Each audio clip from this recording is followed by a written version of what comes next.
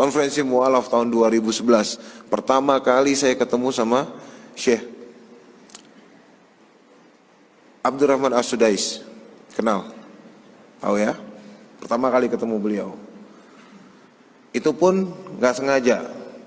Pemekaran Masjidil Haram dimulai. Saya bolak-balik sholat gitu kan. Umroh ke, ya gak tahu, lupa ya, sekitar awal tahun. Masih dingin soalnya. Banyak orang Cina nih. Cina Islam bukan sih? Ngerjain konstruksi kan?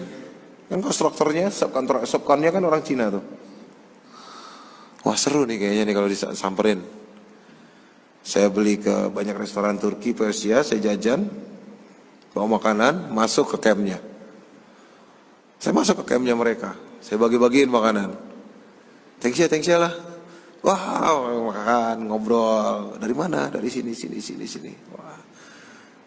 Pertanyaan berikutnya adalah, kamu muslim atau bukan?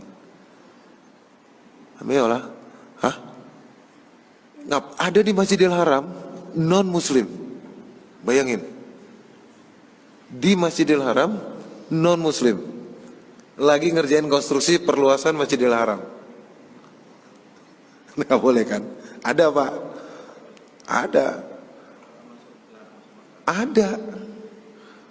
Pak. Saya nemuin dan saya nuntun mereka syahadat. Sakem 300 orang lebih. Dipanggil Pak saya sama Abdurrahman As-Sudais.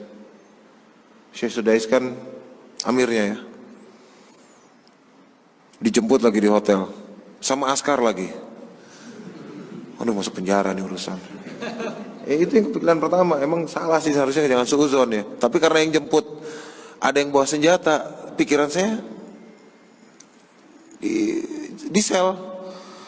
Karena ada beberapa orang yang salah gerak sedikit kan di situ masuk sel. Aduh masuk penjara nih. Alamat nggak pulang nih lama nih. Udah jalan jelek aja pokoknya di jalan. Lama lagi baru nyampe. Masuk duduk. Kalam Arabia, lah. Langsung aja. English speaking, yes. I'm from Cambridge. Huh? You sure? Yes. Abdurrahman As-Sudais, dia pernah sekolah di Cambridge. Dia bahasa Inggrisnya, silakan diadu. Apa yang kamu lakukan kemarin terhadap 317 orang? Waduh, dia tahu jumlahnya lagi. I'm just trying to convert them to Islam. Kenapa? Why? Karena itu lokasi Masjidil Haram, tidak boleh ada orang kafir di situ. Saya mau memberimu peraturan itu. Siapa lagi ditanya hadisnya lupa nomornya. Mau jawab salah nggak jawab makin salah nih. Seperdengaran saya, as long as I know, the information that I got, nggak boleh ada orang kafir yang berada di Masjidil Haram. Kamu tahu saya siapa? Saya tahu lah. Ya saya tahu.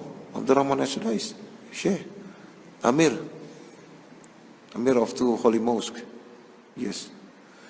Saya lahir di Mekah, saya besar di Mekah. Bertahun-tahun saya jadi imam di sini, belum pernah saya nuntun satu orang syahadat di Masjidil Haram. Oh, alhamdulillah. Yes, alhamdulillah, masya Allah. And who are you? Hah? Bapak nangkap saya, jemput saya, bapak nggak tahu nama saya. Kan introduce, kenalin nama segala macam, alhamdulillah. Dari situ akrab sama beliau. Setiap umroh, setiap haji saya harus mampir ke rumah beliau sekarang. Dan makan satu loyang yang sama yang masya Allah sambil ketawa-ketawa itu. Sampai hari ini masya Allah. Dan dia bilang apa yang bisa membuat kamu mudah mengambil mereka? Saya bilang karena mereka kafir. Mereka cuma tidak kenal Islam. Kita kenalin Islam, mereka anggap itu baik. Dia orang Cina itu rata-rata ateis. Agamanya itu bisa Buddha, dia pai-pai setiap pagi. Nanti Christmas Pak, dia pakai topi Santa Pak.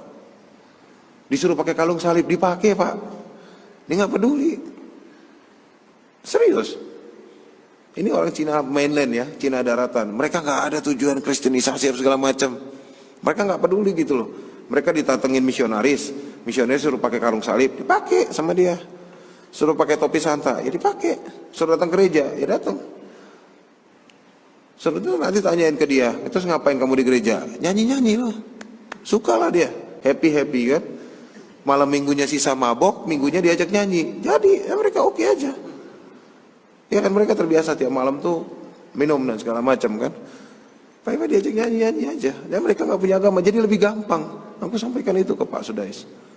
Ya Pak Sudais, saya panggil dia Pak, lucu juga. Ya, Syekh Sudais tahu itu. Dan akhirnya dia bilang, ternyata memang lebih gampang mengajak orang yang belum Islam ke Islam. Dan bahkan saya boleh bilang lebih gampang ngajak orang hijrah. Orang yang tatoan Pak, kanan kiri luar dalam, lidah aja mungkin kalau bisa ditato sama dia Pak. Itu tindik itu udah di sini Pak. Itu jadi kalau habis makan yang ditusuk gigi di dalam gusinya tuh. Tindik di sini, bayangin. Tindik di mata, tindik di mana-mana. Ajak hijrah dilepas semua, sholat. Lebih gampang yang kayak gitu Pak. Daripada orang yang munafik yang sudah membenarkan apa yang salah dalam kehidupan dia. Nah anak-anak kita itu bagaimana kita Pak? Anak-anak itu bagaimana kita? Serius, mulai dari kecil ini yang tadi keluar itu ya, masih mungil. Anak-anak itu gimana kita Pak? Kalau anak-anak nggak biasain datang ke masjid, nggak dibiasain ikut kajian, nggak dibiasain ikut kajian kecil di rumah. Di rumah butuh kajian nggak? Ya butuh. Anak saya cewek Pak 3. Kita kajian di rumah. Walaupun yang ngerti yang 2, yang 1 masih 1 tahun 2 bulan ya, nggak mungkin ngerti dia. Ya saya bahas, ini loh ada hadis. Kalau Rasulullah SAW ngerti nggak tentang ini loh ceritanya? Oh iya, gimana Pi? Jelasin. Kajian di rumah kecil aja, nggak usah besar, nggak usah apa segala macam, kecil aja jelasin. Ya kan? Itu waktu-waktu yang sangat bermanfaat. Subuh ngejar fajar, ngobrol dulu ya. Random aja buka buku hadis random, jeder, bacain hadisnya, kasih tahu artinya. Membiasakan diri di rumah, anak-anak terbiasa Pak. Anak-anak jadi jauh.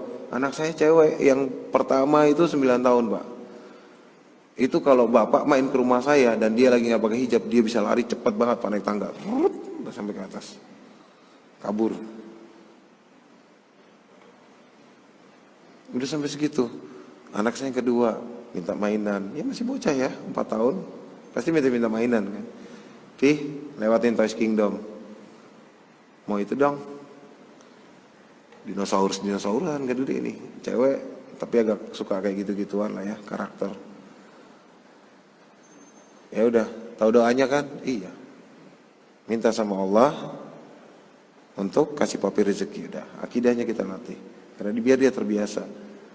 Karena begitu dia dewasa tidak terbiasa dengan Islam yang kita harus biasakan, dan dia kenal Islam alanya dia, dan ketemu sama gerombolan-gerombolan sekuler dan liberal, jadi plural otaknya dia, susah Pak belokinnya lagi. Serius. Sudah banyak korbannya. Kok anak saya murtad? Aduh. Banyak ya. Maksudnya ini WhatsApp setiap hari. Nomor saya ada di mualaf.com. Jadi orang tanya tentang bagaimana hijrah ke saya, tanya bagaimana masuk Islam ke saya, tanya bagaimana ngembaliin anaknya yang murtad ke saya juga. Telepon, WhatsApp, DM, banyak. Alhamdulillah rame aja. Allah kasih kerjaan itu yang sibuk, Allah menyibukkan, Allah nggak sisain waktu saya untuk saya, nggak tahu lah ya, pekerjaan-pekerjaan yang kurang bermanfaat, misalnya main game di handphone. Kadang-kadang saya handphone kan diinstal game buat, ada game pengetahuan namanya, pengetahuan Islam, TTS Islam, terus pertanyaan-pertanyaan Islam buat anak saya main. Kadang-kadang saya mainin itu kalau lagi nganggur. Aduh, nama Nabi yang mana ya? Ya, ini kalau nggak dibiasain ke anak Pak, serius itu susah. Saya ketemu orang murtad yang nyalahin ibunya sendiri. Anaknya murtad, dia salahin ibunya. Mama nggak pernah ngajarin saya pakai hijab. Mama nggak pernah ngajarin saya tentang agama. Papa nggak pernah ketemu saya waktu saya kecil. Kalau sekarang saya murtad, yang dosa bukan saya, kalian. Dia tahu hukumnya. Wah ini pinter nih anak. Anak-anak milenial hati-hati ya, pinter-pinter loh. Generasi milenial, pinter-pinter, jago ngejawab. Nggak tahu belajar filsafat dari mana. Ya, tapi dia akan salahin orang tuanya, dan itu akan terjadi kalau kita cuek-cuek aja. Ajak-ajak anak ke kajian, cari kajian di sini kan banyak. Ajak ke kajian di rumah, maghrib ke isya kajian di rumah, habis subuh isi kajian di rumah, ajak ngobrol tentang agama. Jangan bosan, jangan sampai nanti nyesel pada saat anaknya murtad. Jangan sampai nyesel pada saat anaknya jadi liberal, nggak bisa dikontrol, nggak bisa diatur. Ya. Itu Pak.